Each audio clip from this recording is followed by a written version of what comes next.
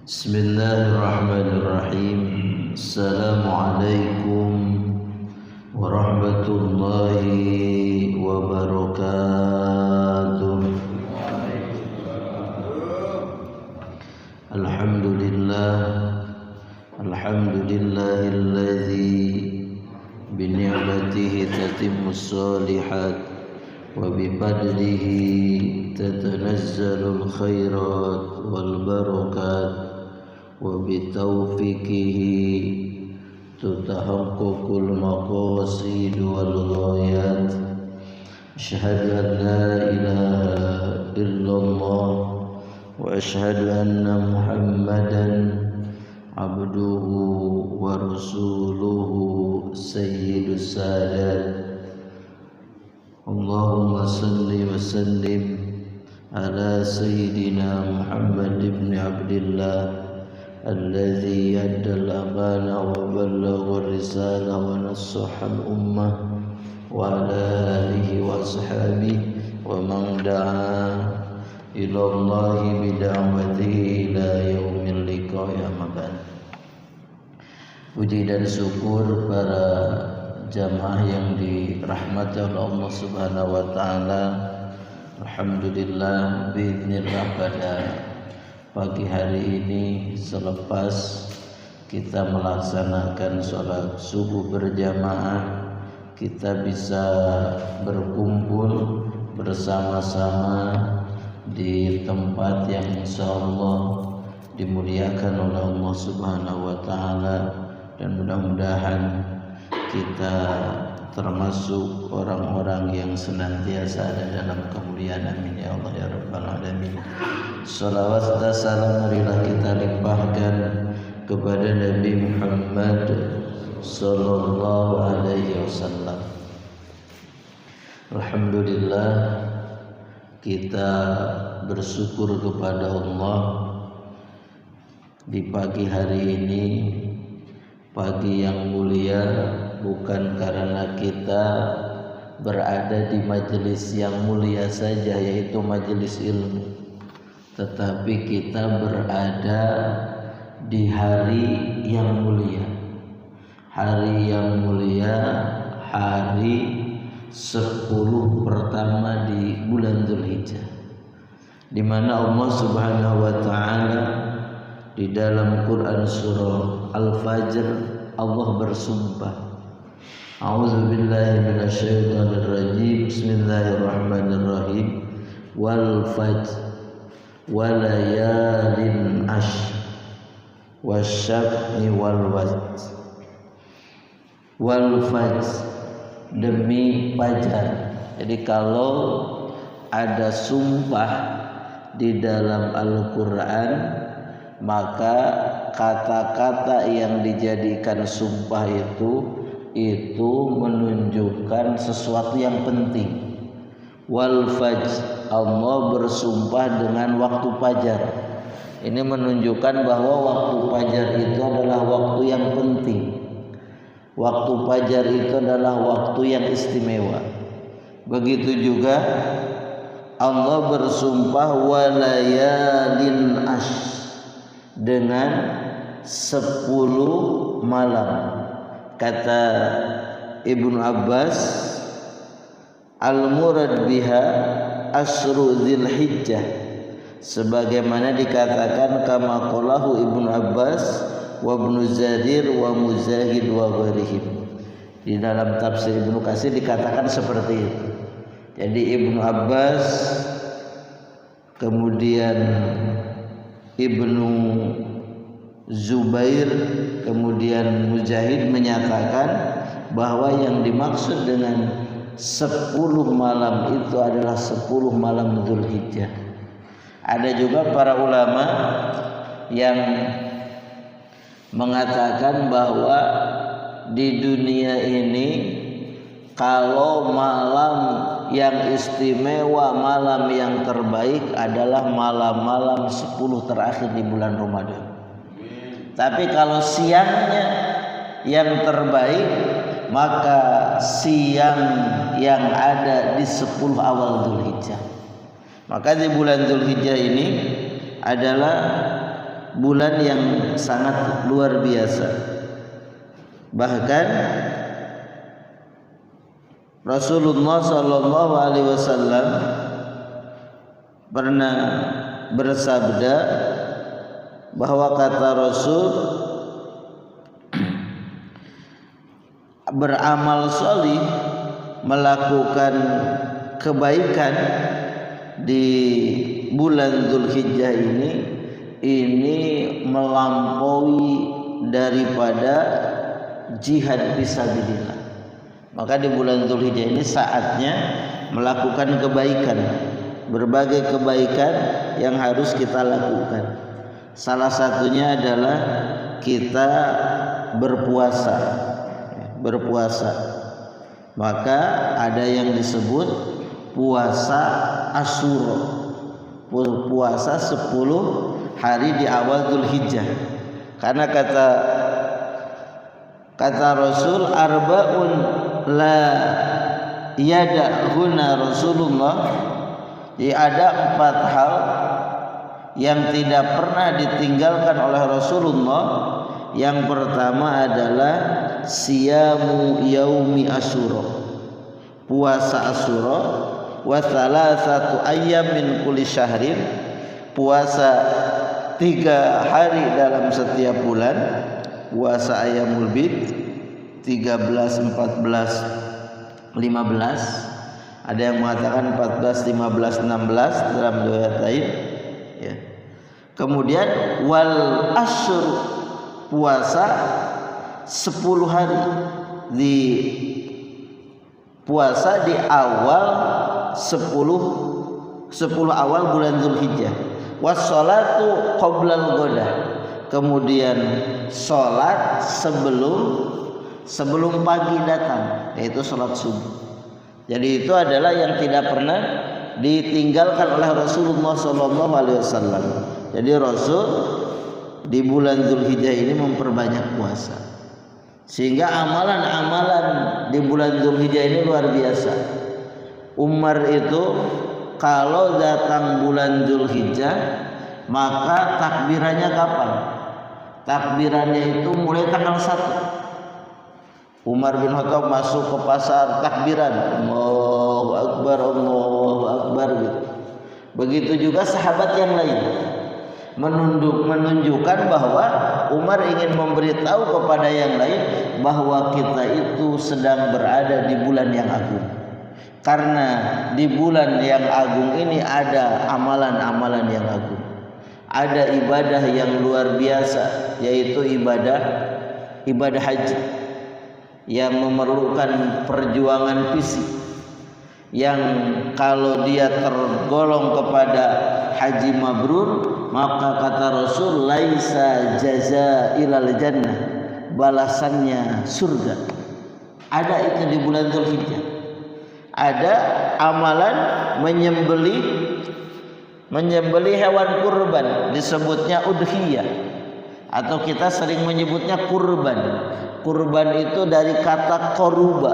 Koruba itu mendekatkan diri kepada Allah. Jadi kurban itu adalah hewan yang disembelih dalam rangka ingin mendekatkan diri kepada Allah Subhanahu wa taala. Maka kita jangan sia-siakan bulan Dzulhijjah ini, perbanyak amal baik di bulan Dzulhijjah ini. Salah satunya kita bisa berpuasa. Kalau tidak bisa puasa tanggal 1 sampai tanggal 9, minimal sekali puasa tanggal 9 di hari Arafah. Insyaallah kalau Idul Adha sekarang kayaknya sama semuanya.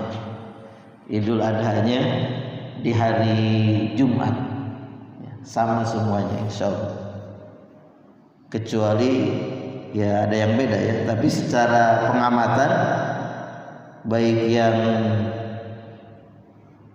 menggunakan hisab ataupun menggunakan ru'yah, semuanya menentukan bahwa Idul Adha itu di hari Jumat, berarti puasa Arafahnya di hari Kamis. Nah, minimalnya kita melakukan puasa Arafah, jangan sampai tertinggal, karena puasa Arafah itu adalah puasa yang pahalanya juga luar biasa di sisi Allah Subhanahu wa taala. Bahkan kalau di Yaman para jamaah rahimakumullah, pas hari Arafah itu ada yang disebut dengan istilah at-ta'rib. At-ta'rib itu dia ingin melakukan perbuatan seperti orang-orang yang sedang wukuf di Arafah. Jadi kumpul di masjid semuanya, kemudian berzikir sambil menunggu berbuka di puasa Arafah. Memang itu tidak dikerjakan oleh Rasulullah SAW. Tapi kata Ibnu Mas'ud, mudah-mudahan itu sesuatu yang memang benar. Begitu. Jadi Ibnu Mas'ud tidak mencelanya. Itu biasanya di Yaman para habaib yang mengadakan seperti itu. Jadi ingin menyerupai jamaah haji. Karena kan wukuf di Arafah itu aktivitasnya apa? Berzikir, mendekatkan diri kepada Allah dengan baca Al-Quran, perbanyak zikir, perbanyak istighfar, perbanyak bertaubat, berzikir kepada Allah Subhanahu wa taala. Maka kita di sini juga bisa. Dan salah satunya kalau kita ingin segera berangkat haji, maka berdoa di bulan Dzulhijjah. Karena bulan Dzulhijjah ini bulannya haji. Ya Allah, saya belum bisa berangkat tahun ini ya Allah. Saya ingin segera diberangkatkan untuk bisa ziarah ke Makkah dan Madinah untuk menunaikan ibadah haji. Ya. Salah satunya ada sholawat yang bisa kita biasakan lantunkan di bulan Dzulhijjah ini. Bisa setelah sholat kita bersholawat untuk menjadikan Rasul wasilah agar kita bisa segera berangkat ke Baitullah. Sholawatnya seperti ini. Allahumma salli wa sallim ala sayyidina Muhammadin salatan tanalu biha ziyarata baitika wa baitihi sallallahu alaihi wasallam. Pendek. Apa lo Bapak? Nantilah rekamannya dikasih. Ya. Jadi itu silakan nanti di share ke pastor yang biar di grup di share. Itu salah satu, perbanyak sholawat, perbanyak permintaan kita untuk bisa berziarah. Ya walaupun saat ini memang banyak yang gagal berangkat, yang pakai visa furoda tidak berangkat. Ya. Ada teman saya 15 orang, dia pakai visa pegawai, tapi ternyata gak bisa masuk ke Makkah. Kemarin ditangkap sama polisi. Ustaz, ini kita ditangkap sama polisi. Ya kasihin HP-nya ke polisi. Bagaimana ngomongnya? Tapi alhamdulillah dilepaskan, sekarang lagi di hotel Jeddah. Jadi memang ketat sekali. Para jamaah rahimakumullah sampai ke gurun-gurun dijaga. Kalau dulu mah tidak. Itu sebagai pengantar. Jadi sekarang di bulan Dzulhijjah ini ada amalan yang luar biasa. Jangan sampai kita tertinggal. Kalau kita bisa kurban lebih bagus. Siapkan hewan kurban untuk berkurban di bulan Dzulhijjah ini, bisa tanggal 10, tanggal 11, tanggal 12 sampai tanggal 13 Dzulhijjah. Itu sebagai pengantar para jamaah rahimakumullah, mengingatkan terkait dengan kemuliaan bulan Dzulhijjah ini. Selanjutnya kita akan mengkaji hadis-hadis Rasulullah sallallahu alaihi wasallam yang terdapat di dalam kitab Riyadhus Shalihin tentang al-muhafadzah ala sunnah wa adabiha, senantiasa menjaga sunnah dan adab-adabnya. Ini salah satu kewajiban kita. Kita harus menjaga sunnah sebagaimana firman Allah Ta'ala di dalam Quran surah Al-Hasr ayat ke-7. A'udzu billahi minasyaitonir rajim. Bismillahirrahmanirrahim. Wa ma atakumur rasulu fakhudhuhu wa ma nahakum anhu fantahu. Wa ma atakumur rasulu, dan apa saja yang dibawa oleh Rasul kepada kalian, fakhudhuhu maka ambillah oleh kalian, wa ma nahakum dan apa saja yang dilarang oleh Rasul terhadap kalian, fantahu maka tinggalkanlah. Jadi ayat ini menunjukkan kita harus mengikuti apa saja yang dibawa oleh Rasul. Apa yang dibawa oleh Rasul adalah syariat. Apa yang dibawa oleh Rasul adalah sunnah-sunnahnya. Maka kalau ada Rasul membawa sunnahnya, maka kita harus ikuti. Dan apa yang dilarang oleh Rasulullah kita harus tinggalkan. Jadi sunnah itu kategorinya ada 4. Yang pertama, sunnah itu adalah qaulur Rasul, perkataan Rasul. Jadi apa saja yang dikatakan oleh Rasul maka kita harus mengikutinya. Ada fi'lur Rasul, ada perbuatan Rasul. Jadi apa saja yang dilakukan oleh Rasul maka kita harus melakukannya. Ada takrir Rasul. Takrir itu ketetapan Rasul.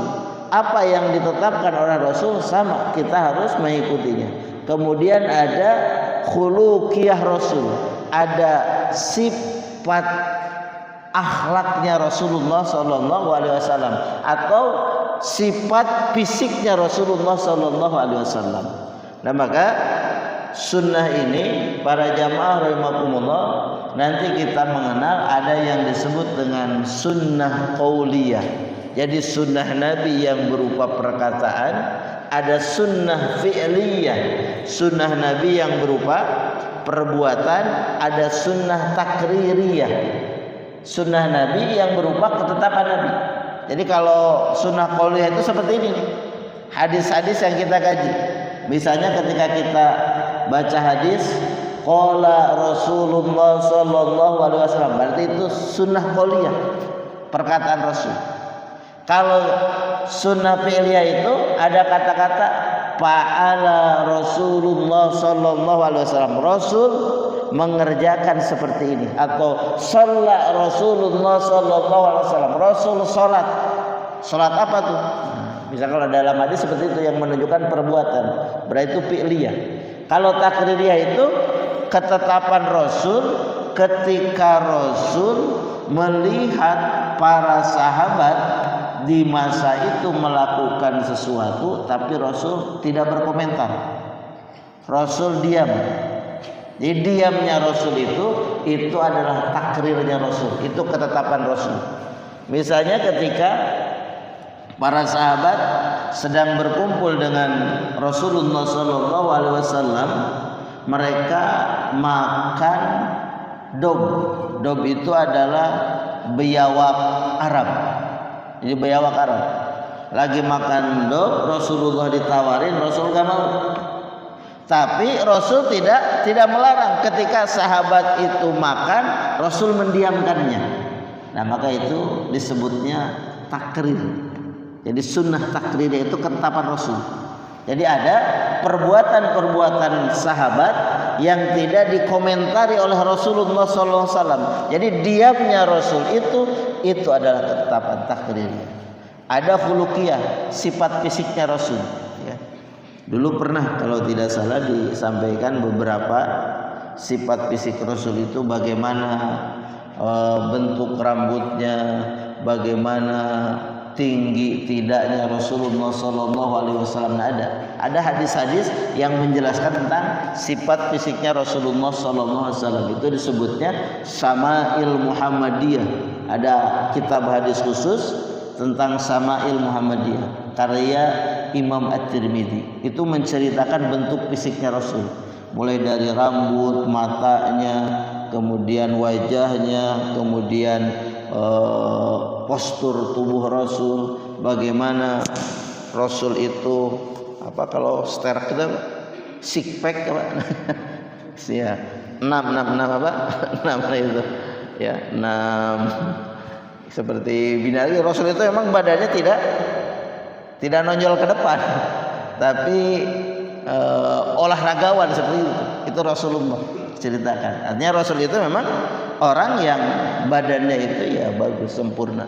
Rasul itu tinggi tidak, pendek tidak. Tapi ketika duduk dengan orang lain, Rasul itu yang paling kelihatan. Gitu. Jadi tinggi tidak, pendek tidak. Kan kalau terlalu kalau pendek jelek, kalau tinggi jelek juga, betul? Tapi kalau pertengahan, tidak tinggi banget, tidak pendek banget, maka itu adalah postur yang ideal. Ya, postur ideal. Itu salah satu sunnah khuluqiyah atau sifat fisiknya Rasulullah SAW. Nah, kita harus senantiasa menjaga sunnah-sunnah Rasul itu. Baik itu sunnah qauliyah, sunnah fi'liyah, sunnah takririyah. Nah, sunnah qauliyah, sunnah fi'liyah, takririyah itu nanti hukumnya tergantung apa yang dikatakan oleh Rasul. Kalau qauliyah ada yang memang kita wajib melaksanakannya. Misalnya ketika Rasul mengatakan kepada para sahabat, "Shallu kama ra'aitumuni usolli." Shallu, salatlah kalian, kata Rasul, kama ra'aitumuni usolli, seperti kalian melihatku. Jadi Rasul itu ketika akan mengajarkan sholat kepada para sahabat, Rasul langsung mempraktekkan. Gini sholatnya, gini sholatnya gini gitu. Seperti yang kita lakukan saat ini. Makanya bagaimana dengan sholat itu? Ya sholat harus begitu. Jadi wajib mengikuti Rasul. Ada yang memang sifatnya tidak wajib. Ada yang sifatnya sunnah. Ada yang sifatnya sunnah. Seperti nanti misalnya di depan ada hadis terkait dengan makan nanti di depan ya. Jadi intinya para jamaah rahimakumullah, kita harus mengikuti apa yang diperintahkan oleh Rasul. Kita harus menjauhi apa yang dilarang oleh Rasulullah SAW. Jadi kalau kita tidak siap tunduk kepada Rasulullah, nah ini bisa bahaya, mengancam keimanan kita. Kalau kita tidak mau mengikuti Rasul itu karena kita tidak percaya terhadap apa yang disampaikan oleh Rasul, itu taruhannya keimanan. Kalau sudah keimanan, pilihannya hanya dua. Kalau tidak iman, kafir. Kalau tidak mukmin, ya kafir. Gitu. Kalau tidak iman, kufur. Kalau tidak mukmin, kafir. Makanya kalau kita, kenapa kamu tidak mengikuti Rasulullah SAW? Memang kata-kata Rasul itu benar. Dia meragukan perkataan Rasul, meragukan apa yang disampaikan oleh Rasulullah SAW. Nah, maka itu bisa terkait dengan keimanan. Maka orang yang enggan melakukan apa yang diperintahkan oleh Rasul itu derajatnya bisa 3. Dia bisa terkategori orang zalim, dia bisa terkategori orang fasik, dia bisa terkategori orang kafir. Orang yang tidak sholat itu bisa terkategori zalim, bisa terkategori fasik, bisa terkategori kafir. Orang yang tidak sholat itu, kalau dia tidak sholatnya karena dia malas, karena dia enggan melaksanakan sholat dalam arti bermaksiat, berarti dia tergolong kepada orang zalim, orang fasik, orang yang bermaksiat. Tapi dia enggan sholat itu karena dia tidak meyakini kewajiban sholat. Kata siapa? Sholat itu wajib. Memang wajib sholat 5 waktu itu. Oh, dia meragukan tentang kewajiban sholat, maka itu kategorinya bisa kepada kategori kafir. Gitu. Jadi keimanan itu memang ini harus kita perhatikan para jamaah rahimakumullah. Kan iman itu kita beriman kepada Allah. Nah itu tuh, beriman kepada Allah, beriman kepada Rasulullah, beriman kepada malaikat, beriman kepada kitab kita, beriman kepada hari akhir, beriman kepada qada dan qadar. Itu iman secara ijmal, secara global. Kita juga wajib beriman terhadap rincian-rinciannya. Jadi kalau ada rincian Rasul itu memang banyak. Tapi kalau Allah dan Rasulnya menyebutkan bahwa Rasul itu ada yang namanya Nabi Nuh, ada yang namanya Nabi Daud, ada yang namanya Nabi Isa, Nabi Musa. Nah maka kita harus meyakini bahwa Nabi Musa, Nabi Isa, Nabi Nuh, Nabi Daud itu adalah Rasulullah, utusan Allah. Itu adalah utusan Allah. Tidak saja kita mengakui, kita beriman bahwa Nabi Muhammad itu Rasulullah, tapi kita tidak beriman bahwa Nabi Isa itu adalah utusan Allah. Maka keimanan kita ternodai. Maka kita akan menjadi kafir karena kita mengingkari untuk beriman kepada Nabi Isa begitu.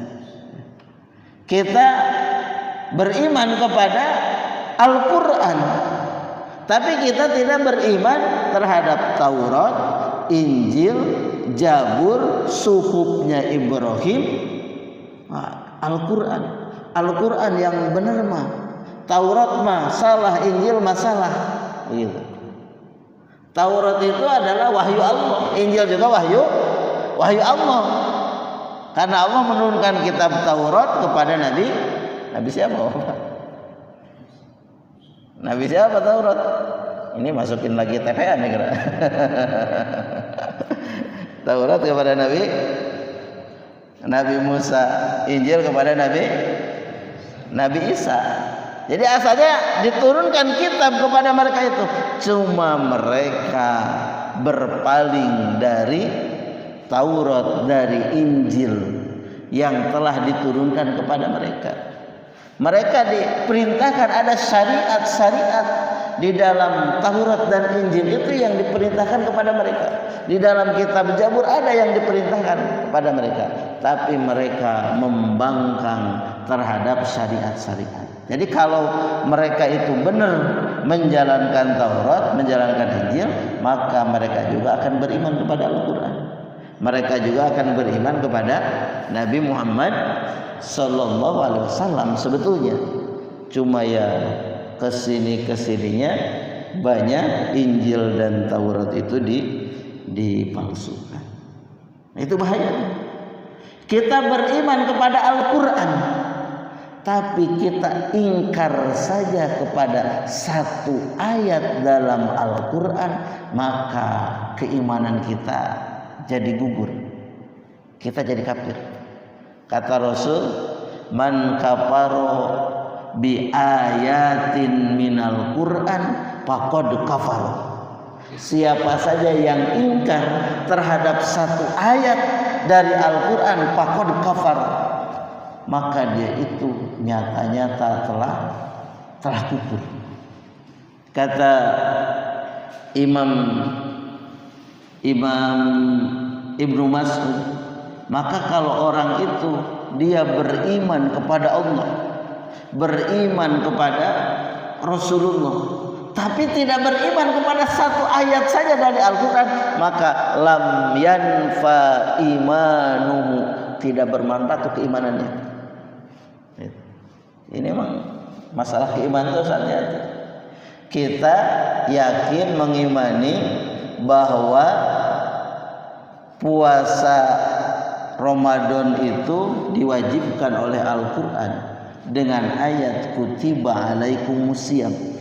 Tapi kita tidak meyakini bahwa hukum qisas itu adalah hukum yang paling adil. Karena itu Allah jelaskan dalam Al-Quran, kita mengingkari hukum yang paling adil itu adalah hukum qisas misalnya. Kita ingkar terhadap itu, maka kata Rasul faqad kafar. Jadi beda tuh iman itu dengan amal. Ya. Maka kalau sudah kafir, habitat a'maluhu. Jadi amalnya itu sia-sia. Jadi kenapa? Ini bahas keimanan dulu nih. Karena kita harus meyakini sunnah Rasulullah sallallahu alaihi wasallam.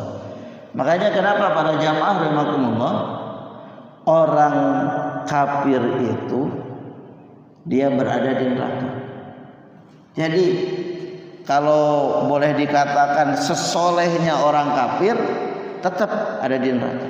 Orang kafir tidak pernah membunuh. Orang kafir tidak pernah menyakiti orang lain. Orang kafir dia suka memberi, tetap aja ke neraka. Jadi yang menyebabkan ke neraka itu bukan karena dia membunuh atau tidak, tapi karena keimanannya. Karena tidak mengakui Allah sebagai Tuhannya. Orang kafir karena keimanannya tadi. Jadi seperti begini. Kalau kita punya anak laki-laki ganteng, cerdas, sukses, berhasil, kaya raya, pasti kita bangga. Betul tidak para jamaah rahimakumullah? Oh, anak saya hebat. Ternyata setelah sukses itu tidak mengakui kita sebagai bapaknya. Oh, saya mah bukan anak bapak itu. Ini nih bapak saya mah. Bahkan dia bersekongkol dengan bapak yang palsunya itu untuk membunuh kita yang bapak aslinya. Kira-kira kita bagaimana? Marah pasti itu. Nah, itulah orang kafir. Jadi orang kafir itu dia diberikan fasilitas oleh Allah, diberikan kenikmatan oleh Allah, diberikan berbagai kebaikan oleh Allah Subhanahu wa taala. Sukses tuh. Ternyata dia tidak mengakui bahwa Allah itu adalah Tuhannya. Maka orang kafir tetap berada di neraka. Allah murka.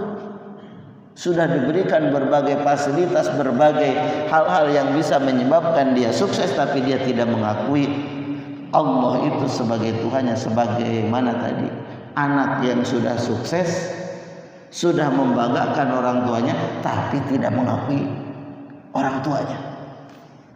Maka itulah keimanan. Nah, begitu juga kita ya iman kepada sunnah-sunnah Rasul.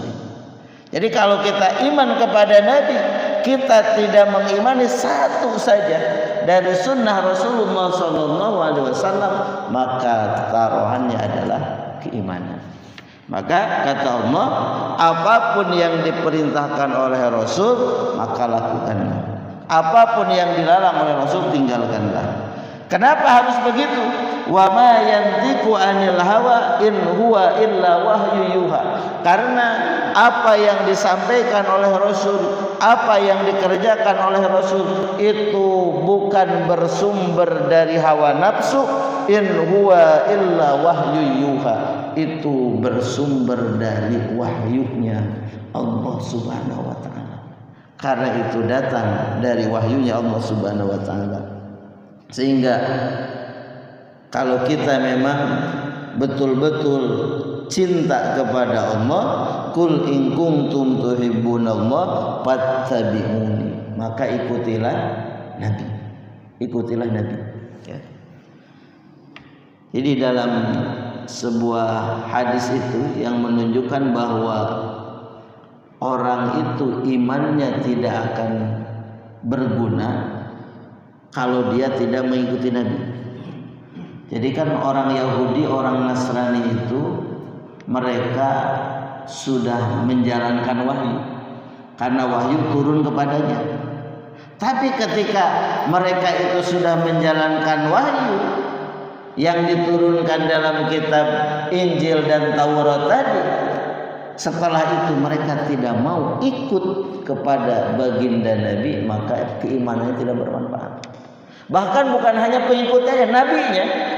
Kata Nabi itu, andaikan Nabi Isa itu hayyan, andaikan Nabi Isa itu hidup saat ini, maka laisa atau lahilla lahu illa tabi'an, laisa lahilla lahu, tidak halal baginya kecuali dia itu harus mengikuti. Jadi nabinya saja, ini Nabi Isa. Karena Nabi Isa itu pembawa syariat dari Allah Subhanahu wa taala. Kalau Nabi Isa itu hidup sekarang di zaman Nabi, kemudian dia tidak beriman kepada Nabi, maka keimanan Nabi Isa itu tidak bermanfaat, ya. Maka kita harus yakin mengimani Rasulullah Buktinya mengimani Rasulullah, kita juga percaya terhadap apa yang dikatakan oleh Rasul, yang dikerjakan oleh Rasul, sehingga kita siap untuk mengikutinya. Di dalam ayat yang lainnya Allah mengatakan fala wa rabbika, sungguh demi Tuhanmu, la yu'minuna, mereka itu tidak beriman, hatta yuhaqqimuka fima syajaru bainahum, sehingga mereka menjadikan Nabi Muhammad itu sebagai hakim, sebagai pemutus perkara yang terjadi di antara mereka. Tsumma la yajidu fi anfusihim haraja, kemudian di dalam dirinya tidak terdapat unek-unek, ya, wa yusallimu taslima, mimma qadaita wa yusallimu taslima, hanya dia pasrah berserah diri dengan sebenar-benarnya terhadap keputusan yang sudah ditentukan oleh baginda Nabi Muhammad SAW. Ini menunjukkan bahwa para jamaah rahimakumullah, kita harus mengimani apa yang dibawa oleh Nabi. Bukti kita mengimani, siap mengikutinya. Itu ayat-ayat Al-Quran yang menekankan kepada kita untuk memperkuat keimanan kita kepada baginda Nabi. Nah, salah satu sunnah Nabi itu, hadis yang pertama dari Abu Hurairah, qala, berkata Nabi, da'uni ma taraktum innama ahlaka man kana qablakum kasratu su'alihim wa ikhtilafuhum ala anbiya'ihim, fa idza nahaitukum an syai' fajtanibu wa idza amartukum bi amrin fa'tu minhu mastata'tum.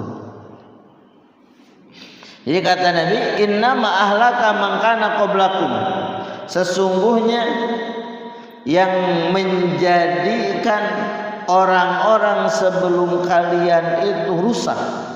Apa yang menjadikan mereka itu rusak?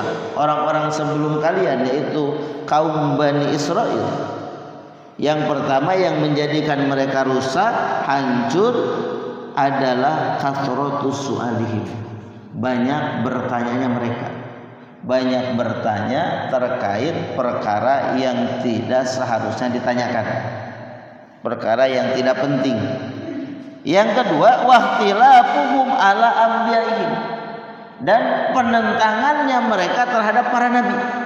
Inilah yang menyebabkan umat-umat sebelum umat Nabi Muhammad, yaitu Bani Israel, itu menjadi hancur, menjadi binasa karena mereka banyak menentang para nabi. Maka kata Rasulullah, wa idza nahaitukum, maka ketika aku melarang kalian an syai'in, dari sesuatu, fajtanibu, maka jauhilah larangan itu. Wa idza amartukum, dan ketika aku memerintahkan kepada kalian bi amrin, terhadap satu perkara, fa'tu minhu, maka lakukanlah perintah itu, mastata'tum, sesuai dengan kemampuan kalian. Ini menunjukkan juga di sini bahwa kita harus mengikuti perintah Rasulullah, menjauhi larangan Rasulullah sallallahu alaihi wasallam.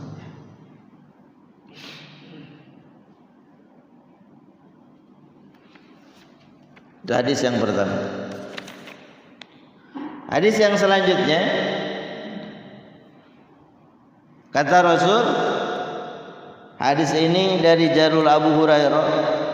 Abu Hurairah mengatakan, anna Rasulullah sallallahu alaihi wasallam, sesungguhnya Rasulullah sallallahu alaihi wasallam qala, bersabda, kullu ummati yadkhuluna al-jannah, kata Nabi. Kullu ummati, semua umatku, seluruh umatku, yadkhuluna al-jannah, mereka akan masuk surga, illa man aba, kecuali orang yang enggan masuk surga. Kila, ditanyakan kepada Rasul, wa may ya'ba ya Rasulullah, siapa orang yang enggan itu ya Rasulullah? qala man ata'ani dakhalal jannah, orang yang taat kepadaku dakhalal jannah, dia akan masuk surga.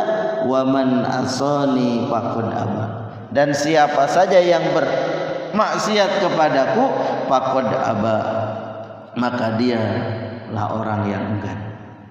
Jadi setiap kita ini pasti masuk surga. Karena para jamaah rahimakumullah, untuk masuk surga itu mudah. Kenapa mudah? Karena Allah dan Rasulnya sudah memberikan petunjuknya. Nih kalau mau masuk surga lakukan ini, lakukan ini, lakukan ini. Dalam Al-Quran Allah menjelaskan, di dalam hadis-hadis Rasul menjelaskan. Maka kalau ada orang tidak bisa masuk surga, sebenarnya bukan orang itu bodoh, tapi dia yang enggan masuk surga. Seperti kalau kita di terminal itu, di terminal kan banyak bis tuh jurusan. Ada jurusan ke Bandung, jurusan ke Jakarta, ada jurusan ke Jawa. Kita mau ke Jawa, ada di terminal tuh Jawa. Malah kita naik bis ke Bandung. Kata bis ke Bandung, ini mah ke Bandung Mbak, bukan ke Jawa. Pokoknya saya mau naik bis ini, bis ke Bandung. Nah sebenarnya dia sudah tahu bis ke Jawa itu tuh.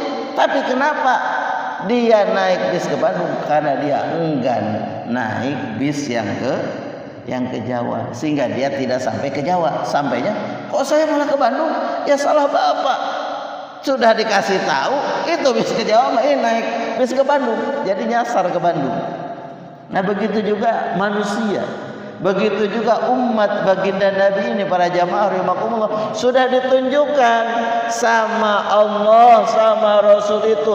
Tuh jalan ke surga itu ke sana tuh. Tuh jalan ke surga itu, kalau mau mendapatkan surga di bulan Dzulhijjah tuh berkurban. Kalau mau mendapatkan surga di bulan Dzulhijjah tuh berpuasa. Kalau mau mendapatkan surga di bulan Dzulhijjah tuh perbanyak amal baik, perbanyak membaca Al-Quran, perbanyak berzikir, perbanyak berdoa di bulan Dzulhijjah. Dikasih tahu. Kitanya tidak melakukan begitu.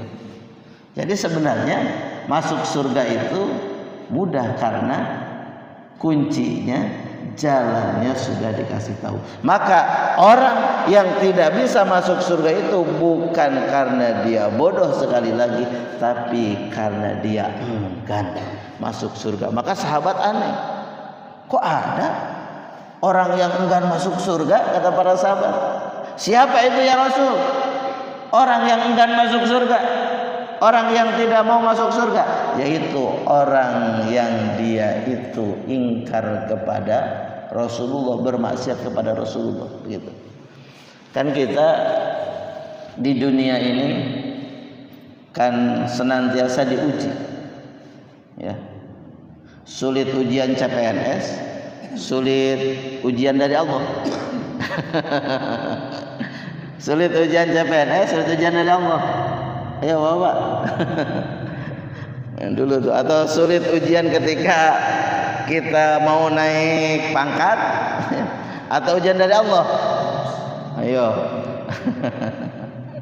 Sulit ujian PNS. Kenapa ujian PNS sulit? Karena ujian PNS tidak dikasih tahu kunci jawabannya. Kalau sudah tahu kunci jawabannya jadi mudah. Betul gak? Nah Allah itu muji kita, tapi inilah Maha Rahman Maha Rahimnya, Maha Kasih Maha Sayangnya Allah. Kita diberikan kunci jawabannya untuk bisa keluar dari ujian itu. Maka kalau kita diuji tapi tidak bisa keluar dari ujian itu, sebetulnya bukan tidak tahu kunci jawaban, tapi kita tidak mau mengikuti kunci jawaban. Jadi ada seorang murid dikasih tahu kunci jawabannya oleh gurunya. Nih nak, kunci jawabannya. Ini kunci jawabannya. Pasti kamu betul semua. Akhirnya murid itu, enggak, saya mah gak mau ikut kunci jawaban Pak Guru. pasti nilainya jeblok karena dia tidak mau mengikuti kunci jawaban guru gitu. Jadi sebenarnya dalam hidup ini ya untuk masuk surga itu mudah sebenarnya karena Allah sudah menunjukkan jalannya. Untuk menghadapi ujian itu mudah sebenarnya karena Allah telah memberikan kunci jawaban untuk ujian itu. Tapi kenapa berat untuk menuju jalan-jalan itu? Karena memang kita punya apa? Punya musuh abadi yang senantiasa ingin menggagalkan kita.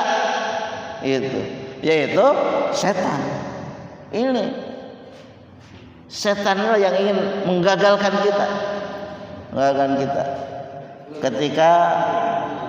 Ketika sudah melangkahkan kaki dari rumah,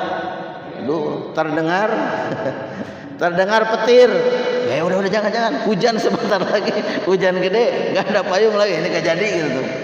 Jadi goda tuh sama setan agar kita gagal melakukan kebaikan, melakukan jalan-jalan menuju surganya Allah Subhanahu wa taala. Maka tugas kita itu memang menghindari, menjauhi, menggagalkan godaan-godaan setan. Caranya bagaimana? Caranya yang pertama ya kita banyak berlindung kepada Allah.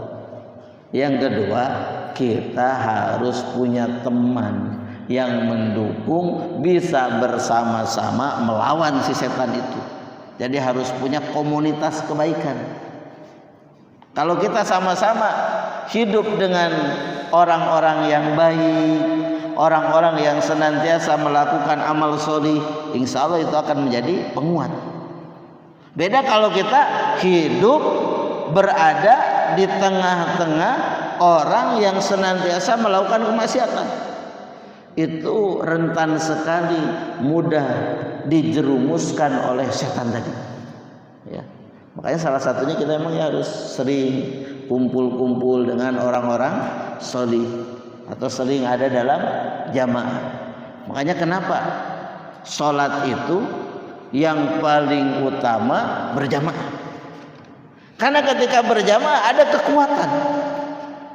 ada kekuatan untuk menggagalkan godaan-godaan setan. Walaupun setan tetap menggoda. Beda dengan sendirian.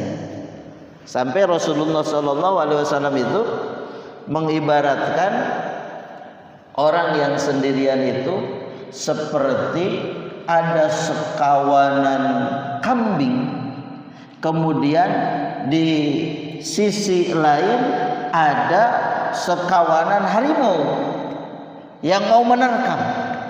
Maka yang akan cepat diterkam oleh harimau itu tentunya adalah kambing yang memisahkan diri sendirian. Tapi kalau kambing yang banyak ini punya kekuatan. Harimau juga mungkin jadi mikir-mikir, oh banyak banget ini kambingnya, gitu. Sehingga dia agak mikir-mikir untuk menerkam kambing itu. Nah itulah jamaah, kekuatan jamaah, kekuatan kelompok kebaikan, kekuatan komunitas kebaikan. Gitu pada jamaah rahimakumullah.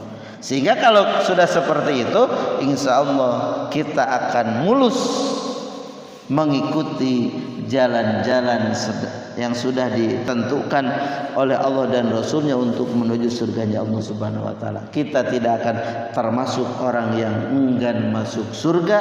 Kita tidak termasuk orang yang tidak mau masuk surga karena kita bermaksiat kepada Allah, tapi kita akan senantiasa menjadi orang-orang yang senantiasa melakukan ketaatan kepada Allah Subhanahu wa taala. Jadi ini para jamaah rahimakumullah. Nah contoh terakhir ya, jam berapa ini terakhir contoh sunnah Rasul itu salah satunya ini dalam hadis yang keempat dari Abu Muslim wakila Abi Iyas, dikatakan juga Abu Muslim itu adalah Abu Iyas Salamah bin Amr bin Al-Aqra, yaitu Salamah bin Amr bin Al-Aqra. Anna rajulan, sesungguhnya kata Salamah bin Amr, Sesungguhnya seseorang akala inda Rasulillah, dia makan di sisi Rasulullah sallallahu alaihi wasallam bisimali, dengan tangan kirinya. Faqala, maka Nabi berkata, kul biyaminik, kul makanlah kamu biyaminik, dengan tangan kananmu. Qala la astati, aku tidak bisa ya Rasul. Qala la istata'tu, dikatakan juga aku tidak bisa ya Rasul. Ma mana'ahu illa al-kibru, tidaklah mencegahmu, menghalangimu untuk makan dengan tangan kanan illa al-kibru, kecuali karena kesombongan. Fama rafa'aha illa fi,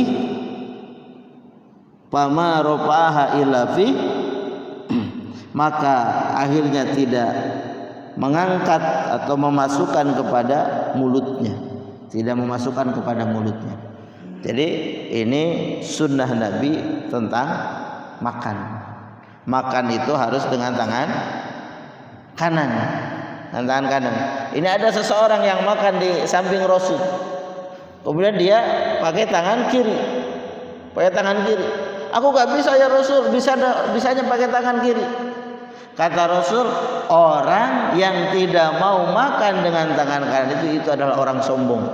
Akhirnya dia tidak mengangkat tangannya, memasukkan makan itu kepada mulutnya, gak dimasukkan itu makanan, karena takut dikatakan orang sombong. Ini sunnah Nabi. Tapi ini bukan hukumnya wajib, ini mah hukumnya sunnat atau at-tatawu dalam istilah fikihnya. Memang ini sunnah itu ada sunnah istilah hadis, ada sunnah istilah fikih. Kalau sunnah istilah fikih itu hukum, kalau dikerjakan mendapatkan pahala, kalau ditinggalkan tidak apa-apa. Nah, itu sunnah ya, sunnah yang apa dari sisi fikih, yang maknanya adalah sebuah hukum, itu sunnah. Tapi kalau sunnah itu dalam ilmu hadis, sunnah itu tadi perkataan Nabi, perbuatan Nabi, ketetapan Nabi, gitu ya. Sunnah dalam ilmu hadis. Nah ini hukumnya sunnah atau mustahab, ya, biar beda ya, mustahab. Jadi sunnah itu kadang disebut mustahab atau tatawu, amalan tatawu, amalan mustahab itu amalan sunnah. Ini adalah hukumnya sunnah. Jadi makan dengan tangan kanan. Bagaimana kalau pakai sendok dan garpu? Kan ada sekarang makan pakai sendok garpu. Makan apa tuh? Makan steak, pakai pisau lagi. Bagaimana tuh? Nah, yang penting tangan yang dipakai untuk memasukkan makanan ke mulut adalah tangan kanan. Dipotongnya mah dengan tangan kiri dan tangan kanan. Ini pakai garpu, potong sama pisau, maka masuk ke mulutnya harus dengan tangan kanan. Gitu, tangan kanan ya. Bahkan ada ulama yang udah jangan pakai sendok, afdol mah pakai tangan. Kalau sendok mah kita belum bisa memastikan bersih atau tidaknya, takutnya bekas orang. Kalau tangan mah kita cuci sendiri. Ada ulama yang mengatakan itu, betul juga ya. Kalau tangan mah kita yang cuci sendiri. Kalau sendok, ya jadi sendok oleh orang lain nggak dicuci bersih gitu. Ya makanya ya makan itu ya silakan itu mah ya. Ini tidak berarti makan pakai sendok haram. Tapi ada orang yang mengatakan seperti itu. Jadi silakan aja, itu pilihan gitu ya. Tapi memang ya di zaman Nabi karena gak ada sendok ya pakai tangan. Kan sekarang kan makanannya banyak. Ada sayur, ada ya macam-macam lah makanan sekarang ya. Karena sudah bervariatif gitu. Ya kan kalau nanti di depan dijelaskan juga, Nabi itu kan kalau makan menggunakan tangan kanan, kemudian setelah itu nanti dijilatin jarinya. Nah, satu nanti ada di depan, dijelaskan setelah hadisnya. Jadi itu salah satu contoh sunnah Nabi terkait dengan makan. Maka karena hukumnya sunnah, nah ini boleh kita mengikuti, boleh tidak, tapi afdolnya kita ikut. Jadi kalau yang sunnah itu, kalau kita makan dengan tangan kiri haram tidak? Enggak. Tapi namanya itu khilaful aula, itu bertentangan dengan keutamaan begitu. Hanya itu hukumnya. Jadi kalau yang bertentangan dengan yang utama namanya hukumnya khilaful aula, itu bertentangan dengan yang utama. Jadi utamanya makan dengan tangan kanan, kita dengan tangan kiri, itu khilaful aula. Khilaful aula. Jadi bagusnya, afdolnya dengan tangan kanan. Ya. Kalau itu hukumnya sunnah. Jadi kan kalau yang sunnah itu sikap kita terhadap yang sunnah apa? Ini amalan sunnah. Sikap kita harus bagaimana? Kita lebih utama mengerjakannya, karena kalau mengerjakan dapat pahala gitu kan. Kita ingin ya dapat pahala terus, maka sunnah itu utama dikerjakan, bukan ditinggalkan juga gak apa-apa. Bukan itu sikap kita, tapi sikapnya kita utamanya mengerjakan, sehingga terdorong untuk mengerjakan yang sunnah itu, ya begitu. Itu para jamaah rahimakumullah yang bisa kita kaji pada kesempatan pagi hari ini. Mudah-mudahan ada manfaatnya. Nanti kita kaji lagi apa saja sunnah-sunnah Rasulullah SAW. Masih banyak hadisnya. Mudah-mudahan kita diberikan kekuatan, kesehatan untuk senantiasa ada di majelis-majelis ilmu seperti ini. Itu mungkin kalau ada yang ingin disampaikan, maka dipersilakan. Untuk jamaah barangkali ada yang perlu didiskusikan, dipersilakan.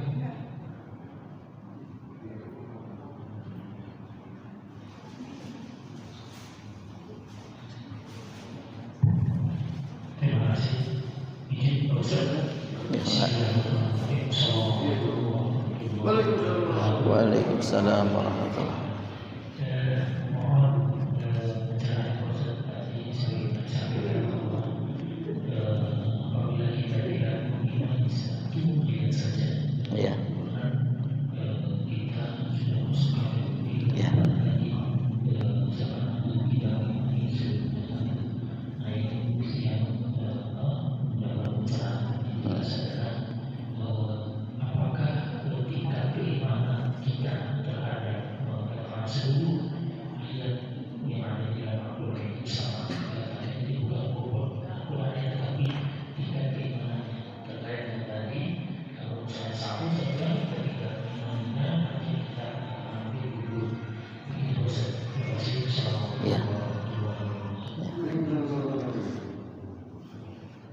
Jadi terkait iman ini memang pertama kita wajib beriman terhadap globalnya. Globalnya itu apa? Rukun iman itu yang 6. Kita harus iman tuh. Tapi kita juga harus beriman terhadap rincian-rinciannya dari rukun iman. Misalnya kalau iman kepada malaikat, kan malaikat itu ada malaikat apa saja para jamaah? Jibril, Mikail, Israfil, Ijrail. Ya, ini kalah sama anak-anak kita ini. Malaikat Jibril, kita tidak beriman kepada malaikat Ijrail. Malaikat Jibril makanya bukan malaikat sadis, nyabut nyawa saja gitu misalnya gitu. Kita ya tidak mau keiman, maka ya gugur keimanan kita itu. Keimanan kita itu. Nah, seperti kita beriman kepada Al-Qur'an tapi kita tidak mengimani seluruh apa yang ada dalam Al-Quran. Kan dalam Al-Quran itu ada perintah Allah, ada larangan Allah, ada cerita-cerita tentang umat terdahulu. Kita tidak yakin bisa terhadap cerita. Ini jangan-jangan ini ceritanya bohong, jangan-jangan. Kok ceritanya seperti ini? Padahal itu dicantumkan, diceritakan oleh Allah dalam Al-Quran. Seperti kaumnya Nabi Nuh, kaum Ad, kaum Samud. Kita tidak meyakini, maka itu akan membatalkan keimanan kita. Begitu. Ya. Jadi kenapa orang Yahudi, orang Nasrani itu mereka terkategori kafir? Karena mereka beriman misalnya kepada tadi Taurat, kepada Injil, tapi mereka tidak beriman kepada Al-Quran. Maka itulah yang menjawabkan mereka itu jadi kafir. Itu harusnya beriman kepada Taurat, beriman kepada Injil, beriman juga kepada Al-Quran. Harusnya beriman kepada Nabi Musa, kepada Nabi Isa, beriman juga kepada Nabi terakhir yaitu Nabi Muhammad. Begitu. Seperti itu. Iya.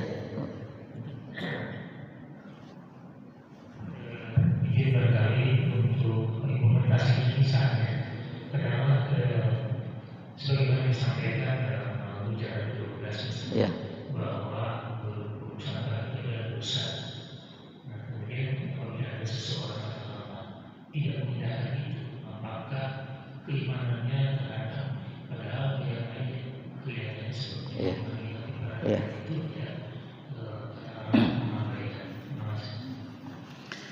Ya, jadi tadi sebetulnya kita tidak gampang langsung menghukumi dia itu kafir. Karena kalau iman dan kafir ini gak nampak, gak kelihatan. Yang tahu hanya dia dengan Allah, keyakinan. Maka kita tidak boleh memudah-mudahkan. Oh, ketika ada orang gak mau dia menerapkan hukum Allah, kamu kafir. Jangan. Karena stempel dari Allah juga bertahap. Dia itu mungkin fasik, dia itu mungkin zalim. Fasik itu dia yakin bahwa itu adalah hukum Allah, tapi dia tidak mau menjalankan karena misalnya ada kekhawatiran, ada ketakutan. Tapi itu tidak mengotori keimanannya. Masih ada keyakinannya, maka itu hanya fasik saja, bermaksiat. Maka kalau bermaksiat cukup dengan bertaubat. Kalau kafir berarti harus bersyahadat kembali gitu. Karena itu seperti dosa musyrik. Jadi begitu. Jadi kita tidak mudah mengkafirkan gitu ya gitu.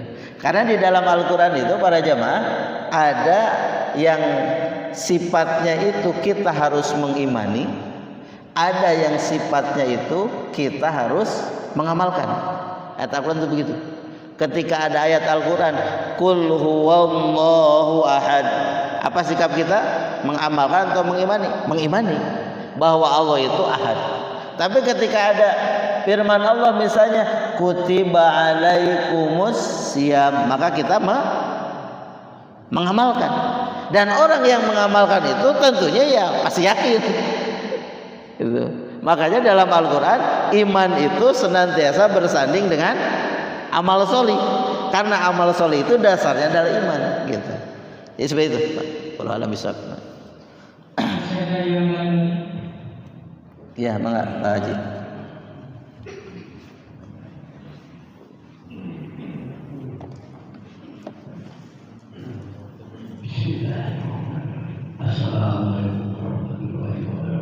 Waalaikumsalam warahmatullahi wabarakatuh. Mohon penjelasan Pak Ustaz. Saya pernah dengar bila dalam satu hari ada 2 hari raya sekarang hari Jumat dan Idul Adha atau mungkin Jumat dan Idul Fitri. Bila sudah melakukan sholat Idul Fitri atau Idul Adha, diperbolehkan tidak sholat Jumat. Mohon penjelasan Pak Ustaz. Waalaikumsalam warahmatullahi wabarakatuh. Ya. Baik, memang itu ada di dalam hadis Rasulullah. Kita bisa melihat misalnya hadis riwayat Abu Dawud, hadis riwayat Imam At-Tirmidzi. Kalau di dalam kitab itu tercantum di dalam salah satunya kitab Bulughul Maram, di mana Nabi Muhammad SAW bersabda, qad ijtama'a fi yaumikum. Jadi saya bacakan. Qad ijtama'a fi yaumikum, telah berkumpul fi yaumikum hadza, pada hari kalian ini, idani, 2 id. Paman sa'a ajja'ahu minal jum'ah wa inna mujjama'un. Jadi hadisnya, jadi sekarang kata Rasul telah berkumpul 2 id.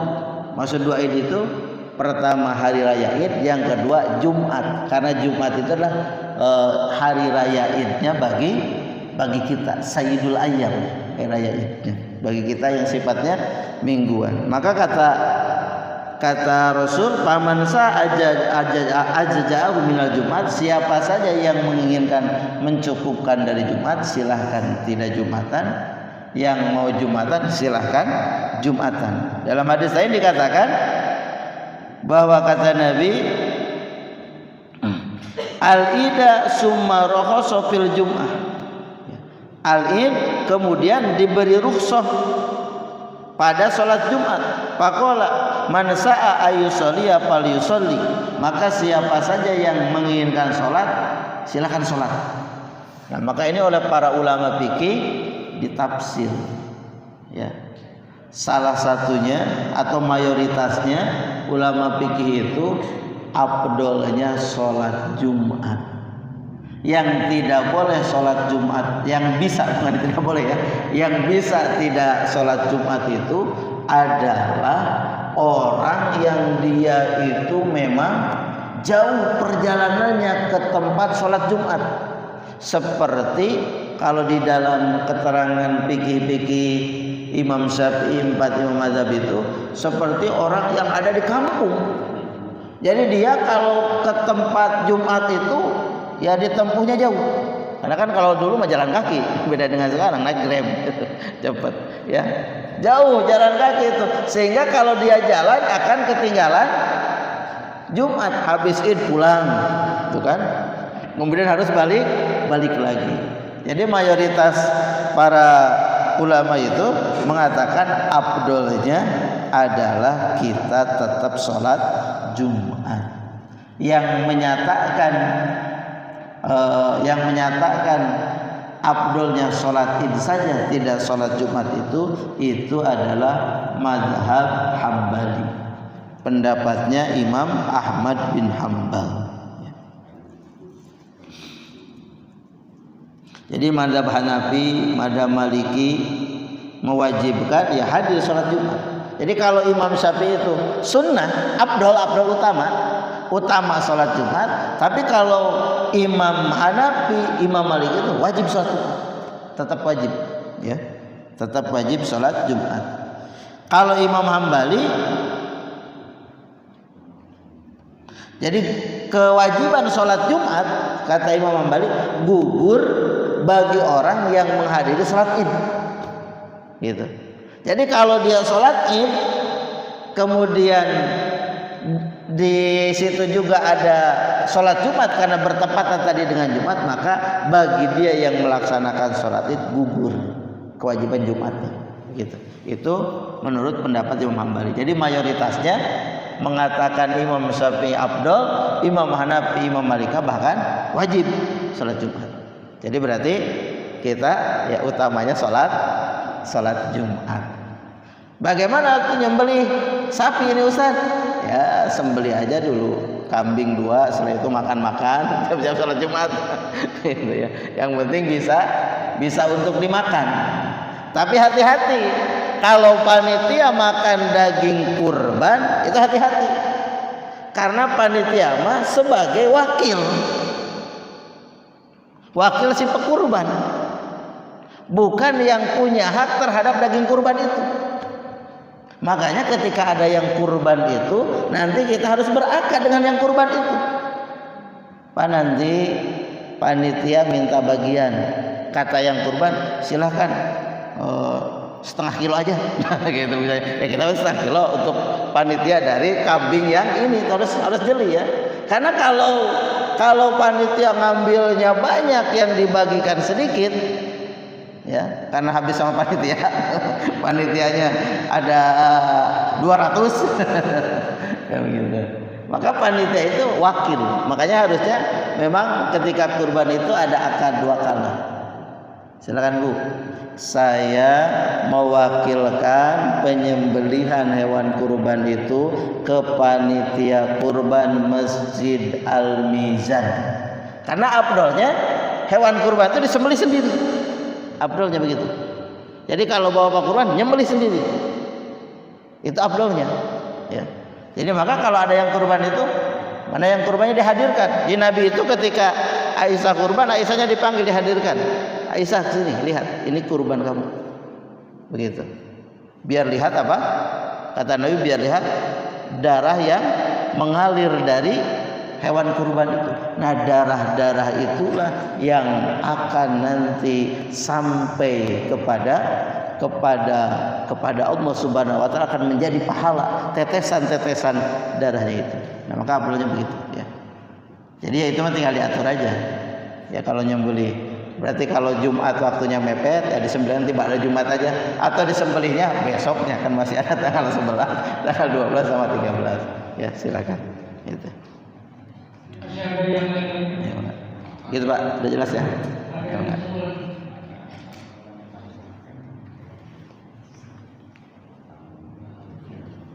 Baik, terima kasih.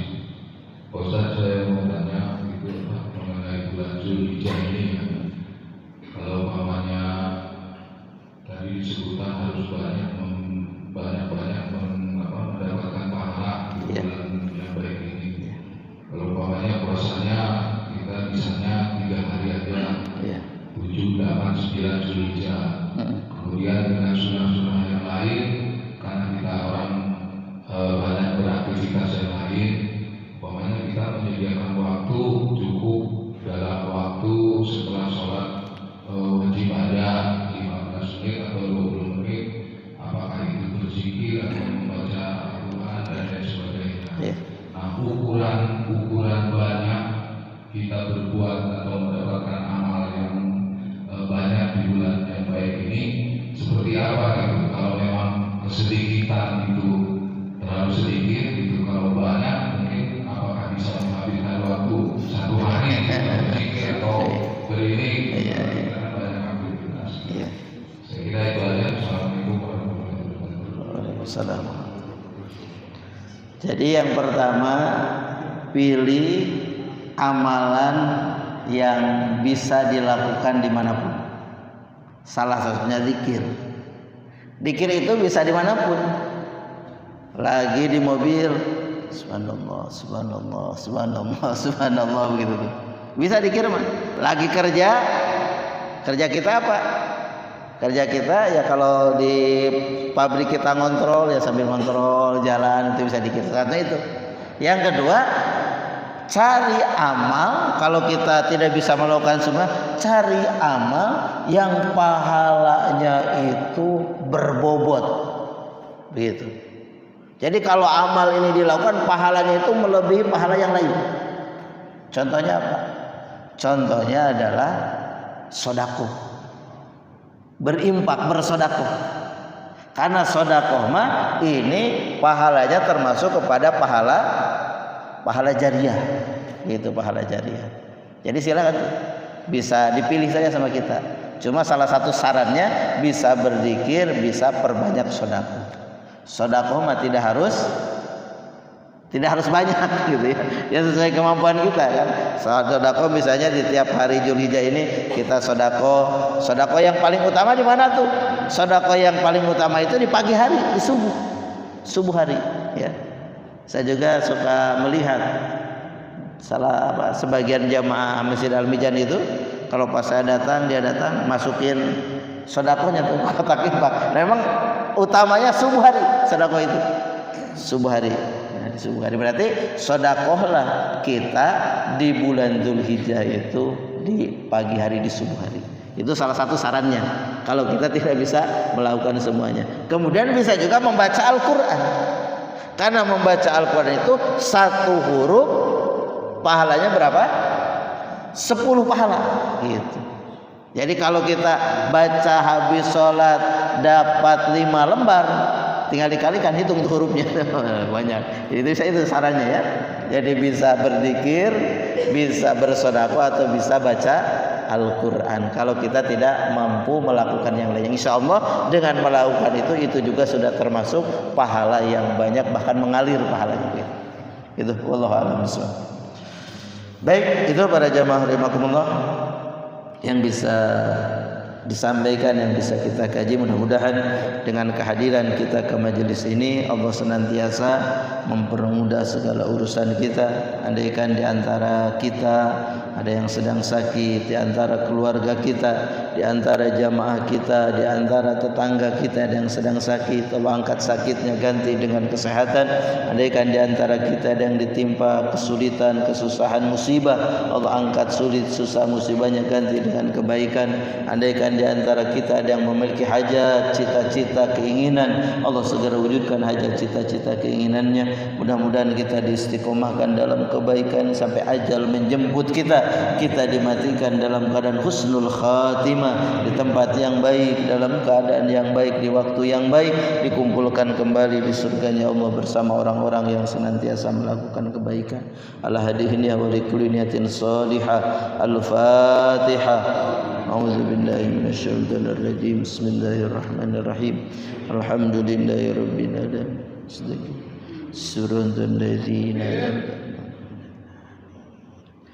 qulu qali hadza astaghfirullahalazim li wa lakum. Assalamualaikum warahmatullahi wabarakatuh. Waalaikumsalam.